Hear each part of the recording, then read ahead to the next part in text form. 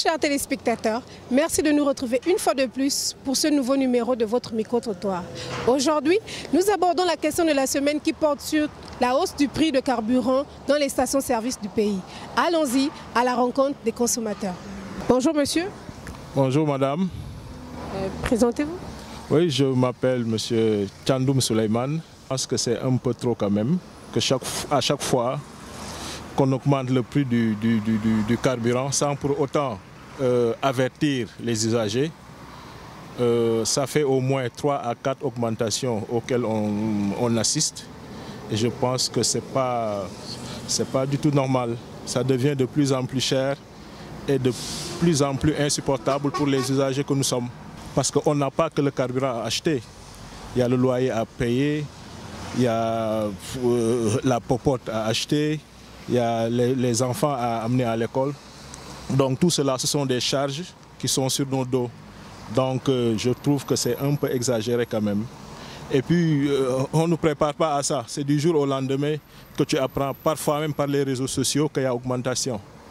Je trouve que c'est un peu exagéré quand même. Je veux qu'à l'avenir, qu'il revoie ces décisions-là. Bonjour monsieur. Bonjour. Présentez-vous. Alors je suis Ange Butila, je suis un automobiliste, je suis venu prendre du carburant. Alors concernant la question sur l'augmentation du carburant, je vous le dis que nous l'apprécions assez mal parce que ça agit directement sur notre poche et notre budget. Donc vraiment c'est quelque chose de négatif pour nous. Et étant entendu que notre budget aussi, lui, n'a pas augmenté, mais c'est les charges qui ont augmenté. Et cela, vraiment, je sollicite que l'association des consommateurs puisse prendre ce problème à bras le corps afin d'impulser les autorités à revoir cette augmentation-là. Parce que, allant comme ça, je pense que nous n'allons pas nous en sortir. Voilà. Donc, je ne peux que déplorer cette augmentation de carburant. Voilà, qui agit vraiment négativement dans nos poches. Voilà. La prison charbonnage était 100 francs, au début que 100 francs, maintenant ça devient à 200. Sur mon avis, je pense que le gouvernement doit revoir cette hausse de carburant, ils doivent revoir ça, afin que tout aille bien. Parce que de notre côté, nous on n'est pas satisfaits. À peine 10 litres, vous avez payé à 7010 litres. Ça n'a jamais existé. Ça c'est pas bien pour un pays même qui est producteur de pétrole. On ne devait pas augmenter le carburant à chaque fois. Je ne pense pas. Donc moi à mon avis j'attire l'attention des autorités afin qu'ils revoient cette situation que nous on vit ici. En tant que Gabonais, c'est la seule chose que j'ai à dire. Lors de mon passage dans une station pour me ravitailler en carburant, j'ai constaté qu'il y a eu une augmentation sur les prix des différents carburants.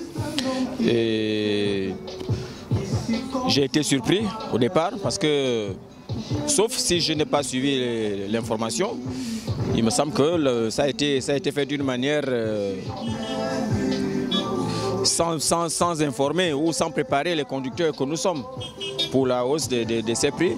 Et bon, vous êtes déjà à la station, vous avez déjà consommé, vous êtes obligé de payer la facture, mais sauf que ça cause de l'impact, surtout pour les transports en commun.